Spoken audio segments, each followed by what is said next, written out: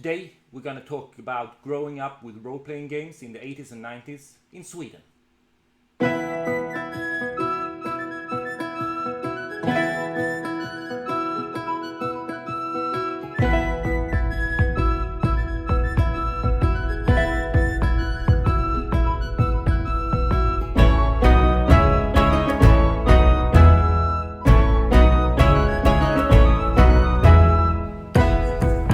Welcome to RPG Backpack.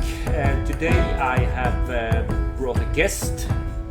Markus, younger brother, older brother.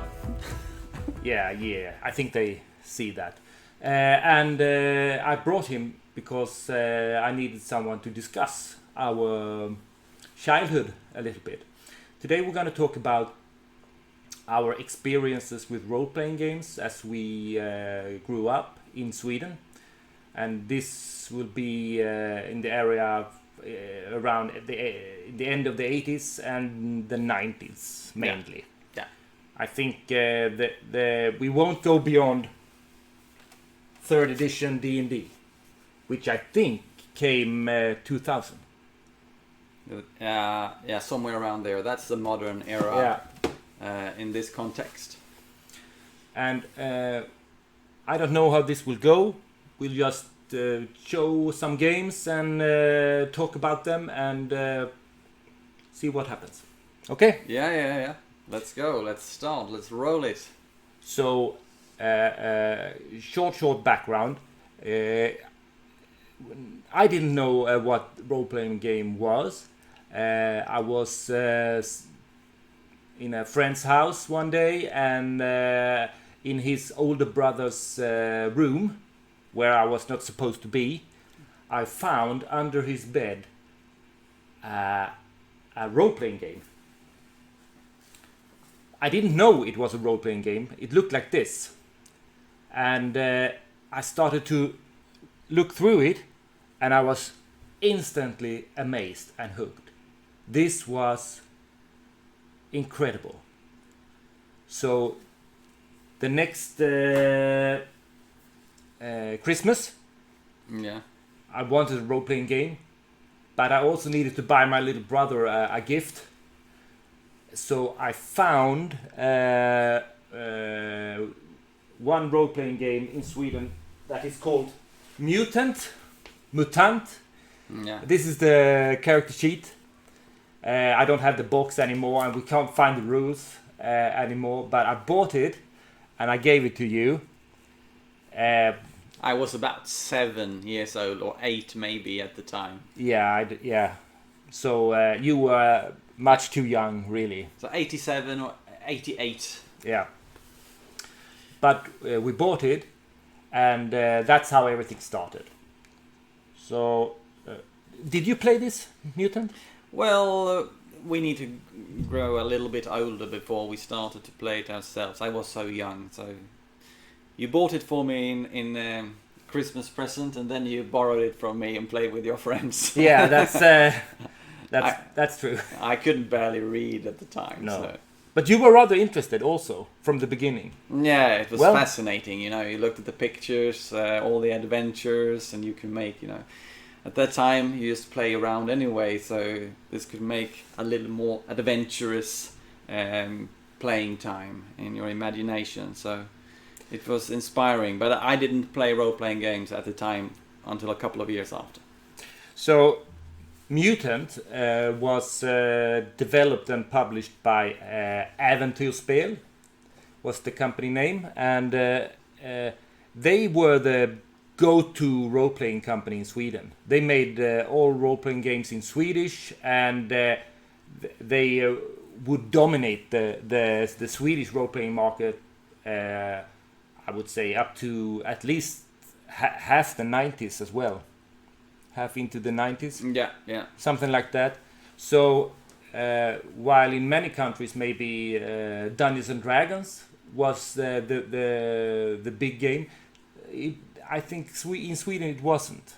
No, in Sweden we had our own games. So Mutant, it was a game where a post-apocalyptic game but it was set in Scandinavia.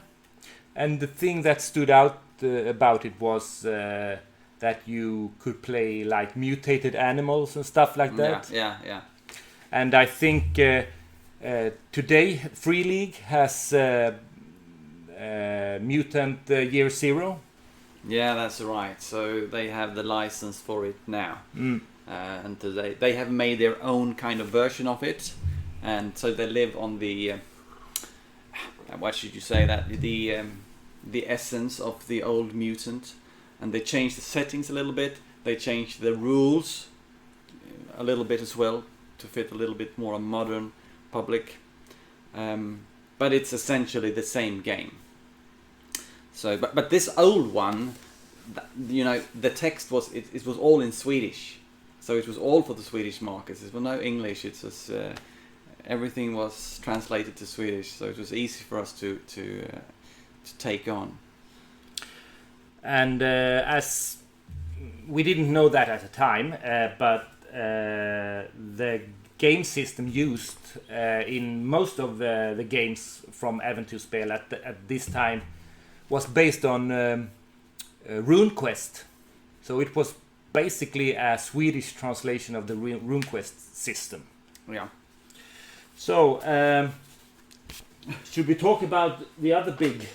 Yeah, that is a titan. Yeah. In Sweden. So this is Drakar and Demoner.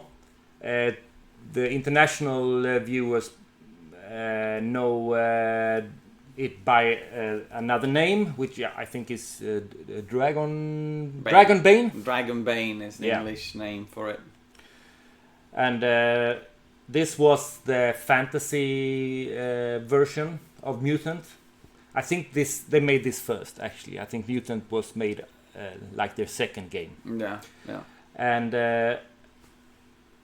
it was also very much RuneQuest with some add-ons. In the beginning, there were no world to this. It was just like a vanilla fantasy world, but they released a lot of adventures to it. But that's quite good because you know the early DMs, so they had to like create their own worlds or create their own imagination of what the space was where the players were. And I think that was quite good in one way. Yeah, it's kind of forced the dungeon masters to spawn ideas and forge their own world instead of having it given to them. And also, it wasn't so intimidating being a GM because you didn't need to study like a lot of history or lore or maps and stuff in order to take on this role of being a game master. It was your world essentially. Yeah, and it was just as small or big as you wanted it to be. Yeah. So, what I think stood out with this was maybe that you could play ducks. Yeah, right? yeah. I don't know if that's if right. there's That's any right. pictures of it. There is I think there is one picture that is. Yeah. The picture of the duck is though quite similar to Donald the Duck. Yeah. Yeah. I don't know. If I can find it. But the Free League has also made a new version of Dragonbane or Drakar och Demoner. That translates to dragons and demons. But they have also a quite cool picture of a duck, a little bit more dark. Yeah. Because this is kind of... This was like Donald Duck in fantasy world. Yeah. But they have. But I want to say something about this. They have a very good illustrator at the time to put the feeling. Now, Donald Duck was maybe not the best picture to put you in the settings, but if you chose some other picture, they have a quite nice illustrator to make it. It's simple. It's just simple drawings, but they catch the feeling. So this is in the 80s. There were no computers, like it was not widespread, and young kids, young boys just opened these books and saw, wow, they could play in the most marvelous fantasy movie they ever could imagine. And those images was really cool. Yeah. The elf there, the dwarf, Yeah, so I really like those. I'm totally damaged. I can't look at these pictures without having like a tsunami of nostalgia flowing over me. So, No, same for yeah. me. Same for me. Yeah. Yeah, and should we say something about Döda skogen? Well, Because it was quite. This was. A little bit old school Renaissance in its Yeah, own way. this was like very OSR before anyone knew what OSR was. Yeah. But and many of the early adventures were like that. Eventually, they created their own world that came with the system, and there was some lore and more like adventure paths were developed. So it wasn't maybe as sandboxy later on, but in the early days it was. Yeah, yeah.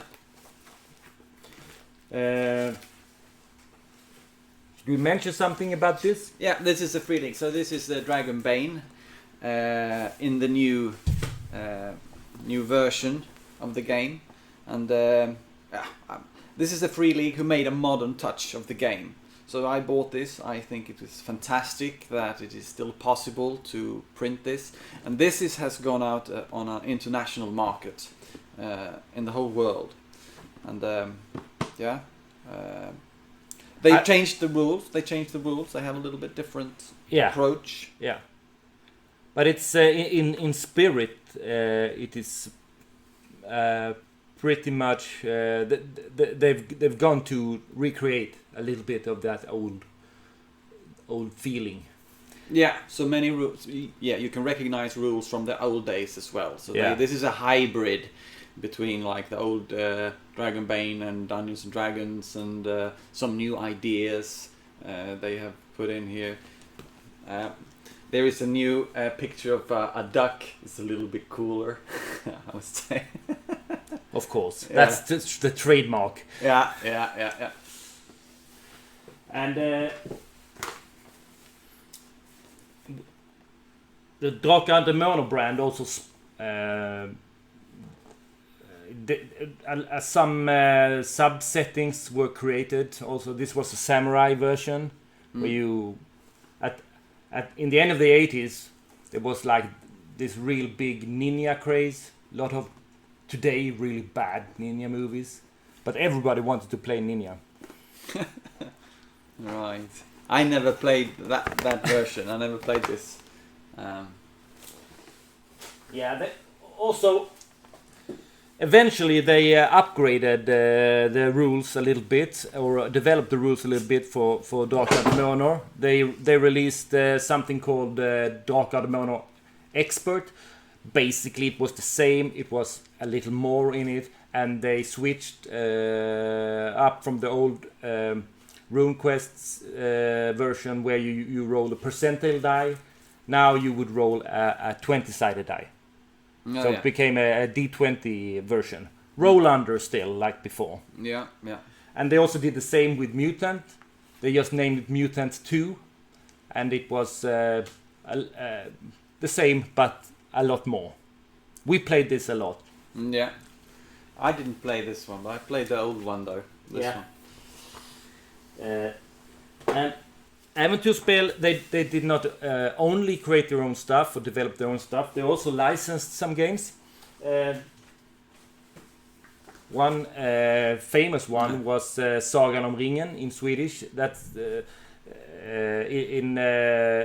it's MERP, Middle Earth role-playing game in English, and this was licensed from ICE at the time. And MERP, as you probably know, was like based on the old Rollmaster system, but simplified somewhat. We never played this a lot, actually. We played like once or twice only. The system was a lot different from what we were used to. Yeah. No, I didn't play it either. I had a friend who got it in a present, but I think it was too complicated. Myself and my friends, we were too young, and then it never took off. Another licensed game was, of course, Star Wars. Yeah. Stjärnornas Krig in Swedish. And this used a D6 system where you roll a couple of dice and looking for a number of successes. And we played this a little bit. Yeah. Did you play it with your? Yeah, a little bit as well. I think we didn't play it enough. I think this game has some potential to it. You want to play it more? Yeah. I don't know. It's the Star Wars theme, of course, but the system in it, I think, is quite cool. Wield the Force, or be a combat pilot, or explore the stars. But that was a nice game. Then we have a big one. Yeah. Mutant, but I think this is called Mutant 2090. Yeah. Because this is has very little or nothing to do with the old Mutant. But so it was a totally new world. This was cyberpunk. This was a futuristic cyberpunk settings with mega corporations and criminal like mafia or dangerous organizations, and also a little bit post-apocalyptic wastelands with radioactive zones and stuff, but mostly it was a city setting, I would say. Yeah.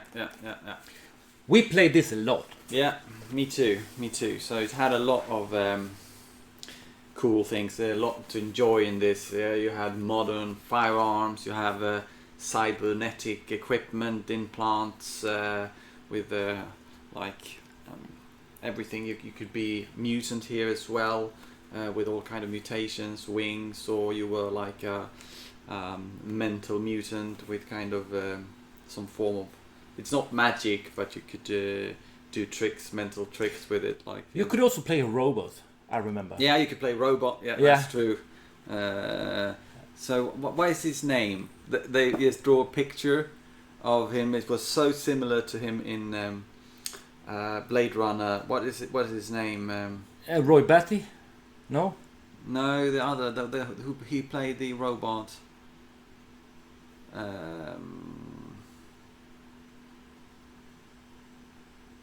What, in Terminator or what? No, Blade Runner. In Blade Runner? Yeah, what is it called? Anyway. Rutger Hauer? Yeah, but that's Roy Batty. He's called Roy Batty in the his character. Aha. Okay. I didn't know that. Yeah, I didn't know that. Okay, that's then. They have a picture of him. Kind of looks like him in here, so they got the inspiration from there. But you could play a robot as well. This is action-packed in the future. Really cool. Basically, when we played, it was like action movies. It was very much shootouts and chases and stunts. It was very much that kind of vibe. Yeah. So not a little bit noir, but mostly like it was more. Total Recall than Blade Runner, I would say. Yeah. I agree. So, and there was a lot of stuff that we bought for it. Add-on. This is like a total Berlin city. Yeah. And we love this Techno 2090. It was even more weapons in it. Yeah. And stuff. And armors. Yes. That was really cool. Yeah. All right. And what do we have then? Yeah, of course. One of the last games that came out of Äventyrsspel before they eventually went under. I don't know if they had a bankruptcy or something, but eventually the role-playing game craze died down during the 90s in Sweden. Yeah. This was one of the last ones, last big ones, Kult. And this caused a lot of controversy in the newspapers.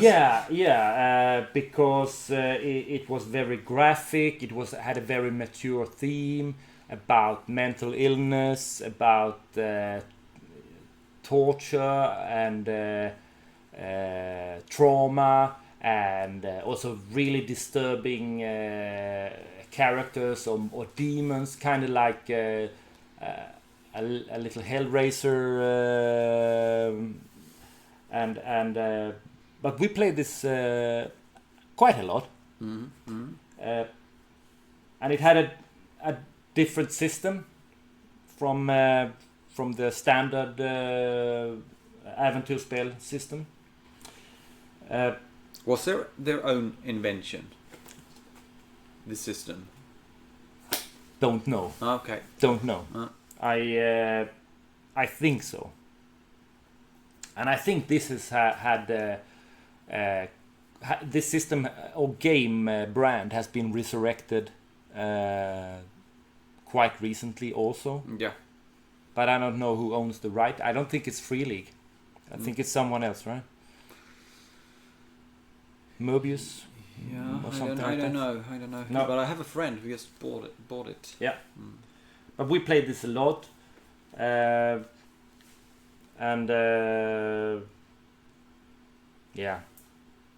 This is Good times. It was cruel, satanic. Yeah, it was really, very, it's very really dark. dark. Yeah.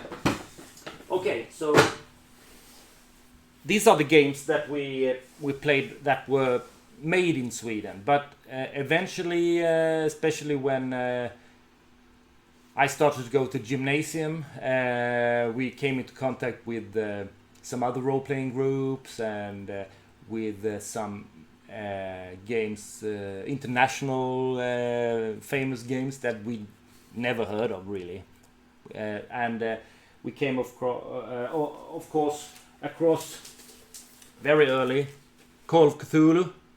Yeah. And this we played. I didn't play it that much, but I think you guys played it a lot. Yeah, it was a friend of mine. It's his book actually. We borrowed it from him, and we were quite young actually when he bought this. Maybe what were we, 14, 13? Yeah. But he was quite good at English, because this is the first kind of English role-playing game that we started to play, and he DM'd it a lot, and we played it a lot. So this is a setting in the 1890s or 1920s or in modern time, and it's H.P. Lovecraft's Cthulhu, of course. But yeah, we what time did you play in? We played the dungeon master or the game master. He put in the settings in the 20s. So we drove around in those tea forts, wore hats, and solved mysteries. I think that's the most popular setting as well. I think the 20s. Yeah, maybe. So that's that's a game I have played very much. I played it very much. Yeah. But you haven't been a game master?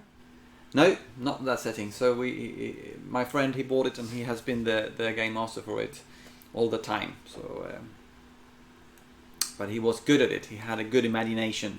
Yeah. He could spawn all these crazy ideas in that second world. Okay, and then another game that I somehow bought. I don't really know where I got the notion to do it, but it was Shadowrun. This is a setting where you blend cyberpunk and fantasy. So there's both there are hackers, and there are orcs, and there are elves, and there are spellcasters and cyber samurais. Everything in one setting. And the big corporations are usually run by like dragons or really powerful beings. So the setting was what attracted me really. We played it a little bit, I found that the system was cumbersome, and it kind of almost it fought me almost on when I was GMing it all the time. I thought it wasn't so straightforward, so it never became very popular. I'm sad to say, but with another system, I think it could be fun. Yeah, okay. I never played it. I just have romantic memories of, looking through this book at your room when I was young, and all the pictures. So, but I didn't understand anything because it was in English, and at the time I couldn't read English so good. Okay, and then we come to the era of Dungeons and Dragons, of course, and this was. This is just one of the books. I don't have the rule books from that time yet anymore. We started off playing first edition, but only for a little while, and then we upgraded to second edition. And second edition Dungeons and Dragons we played a lot for many years, and we played in several different settings, mainly Forgotten Realms, a little bit of Dragonlance world, and a little Greyhawk. But like the biggest setting for us was Forgotten Realms, and we and this was like the first time we really played something that involved levels in that way. Of course, you could evolve your characters in the other system, but it was usually slowly and in minor ways. In Dungeons and Dragons, it was very clearly a game where you became very powerful, very clearly, very and quite fast. As through all the years that we have played all the other games, this was the first time that you more like felt like the hero, and we were kind of starved of that. Now the other games, it's also very cool, but this was a big contrast to it. So that was really nice at the time. I think you're right, because the other games everything was dangerous. You were never that powerful, and but in Dungeons and Dragons, you could be that. You could be like the real hero who could defend like 10 guys in a sword fight and stuff like that. Yes, you're right. I think we were starved, and we have had some experience with Dungeons and Dragons through computer games. Like Pool of Radiance and Champions of Kryn. There was a lot of SSI games that were popular at the time that we played. And that was an appeal too, because many of the players had like a notion about the game system before they ever played it, because they recognized stuff like Thaco and Armor Class and Magic Missile and Fireball that had already started to become part of the role-playing game zeitgeist in a way. Yeah, so they were like symbiosis in the computer genre. Yeah, all from the start, and they still are. Yeah, with Baldur's Gate 3 and so that was also the time when I and my brother kind of started to play more together. Before we were separate groups. You played with your friends and I played with my friends. Yeah. But when with second edition Dungeons and Dragons, I started to play with you and your friends, and that was kind of where we started to merge. Yes. And play together. Yeah. Yeah. See, we had different memories. Yeah. I really like that. So I think we have a couple of books more, but it is that would be post third edition era. Okay. That is when we started to come into third edition with the D20 system. The grid. Yeah. The square grid system also. Yeah, and miniatures and stuff like that. We were never big into miniatures though. We had it sometimes, but it was never, I think, a big part. My group never played with miniatures. No, we didn't. And but with this we did, of course, if that was what you meant. Yeah. Yeah, you did with third edition. Yeah. We started to introduce, the grid and some kind of markers and position, and the board games things of role-playing games started to make its entrance. And in my opinion, it was devil in sheep's clothing. Yeah, because at the time, what did you think about it at the time? I think it was cool at the time because I was also fascinating about the rules. You had the 5 foot steps and all the weapons and all the feats and everything was integrated. And when you read that as a dungeon master, or for that sake as a player, it seems intriguing in some way. Wow, I can use the rules and I can be tactical, and this is kind of cool. We didn't really know that it secretly stole the attention away from the imagination of what happens down to a board gamey focus. Yeah. But that was something I didn't reflect over for many years after, actually. No, me neither. At the time, I was very positive to third edition. I thought it was something that cleaned up a lot of things, made it all the little rules suddenly were part of a coherent system, and you could as a player for once also be quite creative in building combos and stuff like that, which also of course was part of the problem later on. Yeah. However, we had a good time with it. Eventually, and we played the third edition a lot, and we. It kind of abandoned second edition more or less overnight. Yeah. Once we got this, we never looked back. No, but we experimented with miniatures and stuff like that in the beginning, but in the later period with this game, we still used theater of the mind combat because it slowed everything down too much, and that's and I can see that now that then it almost became the detailed combat system became almost a burden because you had to somehow as a game master or dungeon master keep in mind all the little steps in your head, and that is like a 5 foot step, so that's okay, or no, you will get an attack of opportunity. You have to be very, very careful about how you explain stuff, because the players, they knew the system and they would expect that all the cool feats and stuff would trigger when they thought it would trigger.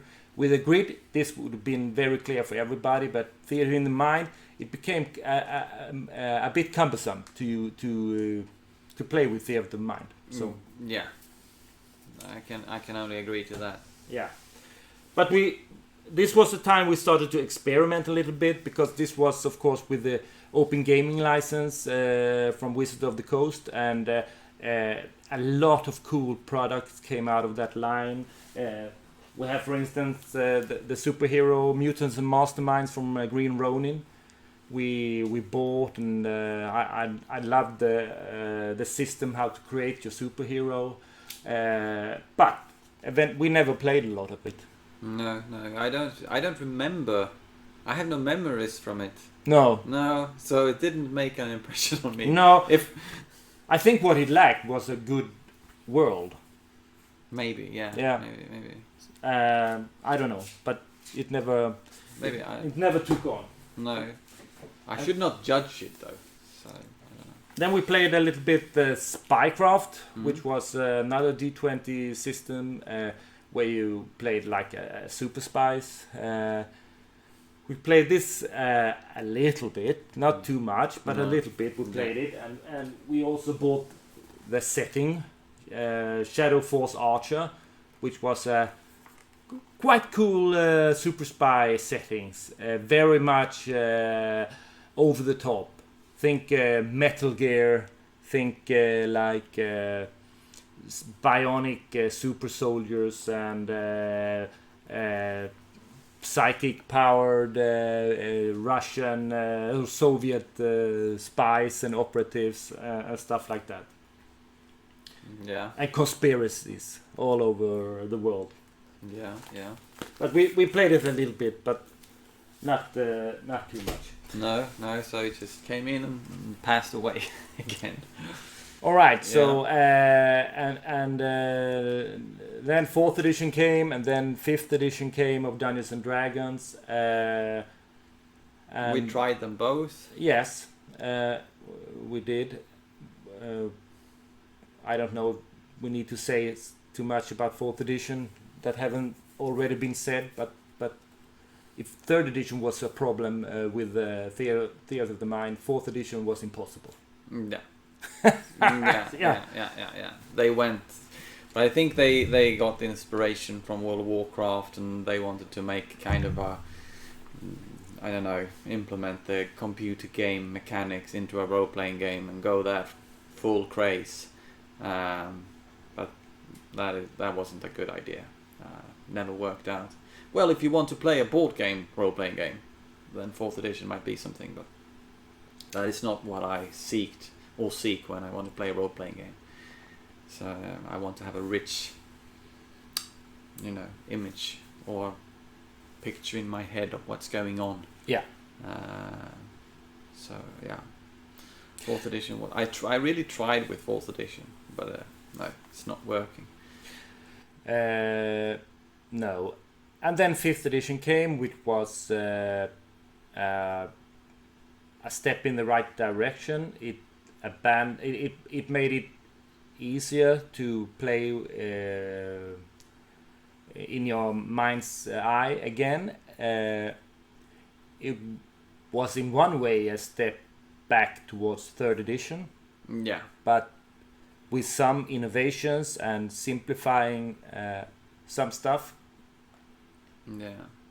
But I think that if when we came from this old role-playing games where everything was like in the theater of the mind as you describe it. Now, and this Dungeons and Dragons came, and 2nd edition was kind of the same, and then 3rd edition came. So when they rolled back, so 5th edition is more similar to 3rd edition, they're still not old school Renaissance. It's still the modern era of board gaming. So, and I think that is what Dungeons and Dragons is struggling with. They are two separate, and that's why all this OSR is springing off. Like Dungeons and Dragons, they never really got it back, so we have to find new ways to experience what we experienced when we were young. Yeah, exactly, and I think you can. It is reflected in the rules of Dungeons and Dragons 5th edition that it is quite clearly the expected adventure as a player would be something akin of a movie with a drama, and you had a backstory, and there was a plot and maybe a twist, and then eventually you would come to the great climax of the story, and it was very heavily bound to adventure paths, and everything was built around that, which meant that if you wanted to play a more exploration-based system or sandboxy system, it didn't contain a lot of good guidance for that. For instance, how to create your dungeons, or random encounters, or creating your world or factions. It was pretty much thought out that I think the idea was that you could buy all that pre-made. Yeah. I don't know what I need to add to that. But Markus, thanks a lot. Yeah. What do you play today? 2024. Well, we have played. Now it's old school Renaissance games. So we played Bastionland just recently. Yeah, Mythic Bastionland. Mythic Bastionland. Where we tried that, and before that we played a creation of your own backpack. We played that for a long time actually, and that is also old school Renaissance inspired with exploration, a living game.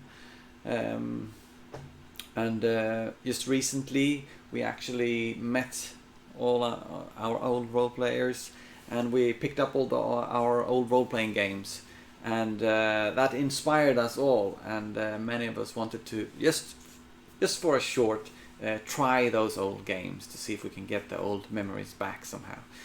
So it's going to be a new testing here of our old games a little bit. Yeah, let's see how it goes. So that's fun.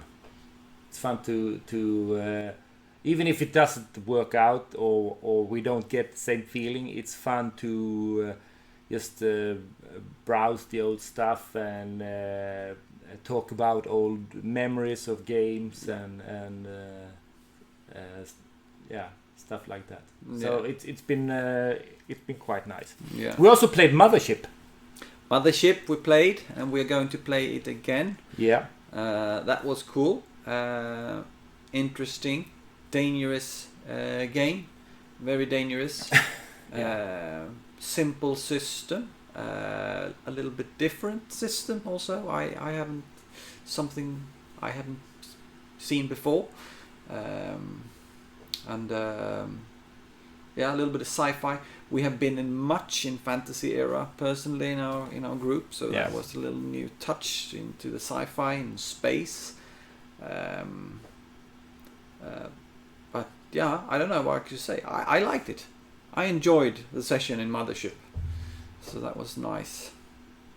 Yeah. So cool. If do you have something you would like to say before we part? Do you have something totally out of the topic? Do you have something like a YouTube page or something you would like to advertise? No, not really. No? Not really. This is just. But I think, especially if there are people from Sweden watching this, they will recognize all of this. So that's some nostalgia for you. Yeah, exactly. Because I think the role-playing history in Sweden deviates a little bit from the US at least. We lived in our own little bubble. Yeah, it was in a the role-playing center bubble. of Scandinavia. We had our own role-playing games up here. Yes. Yeah. So that was cool. Okay, thanks a lot for watching, and I hope I'll see you again in the next video. Bye bye. Bye.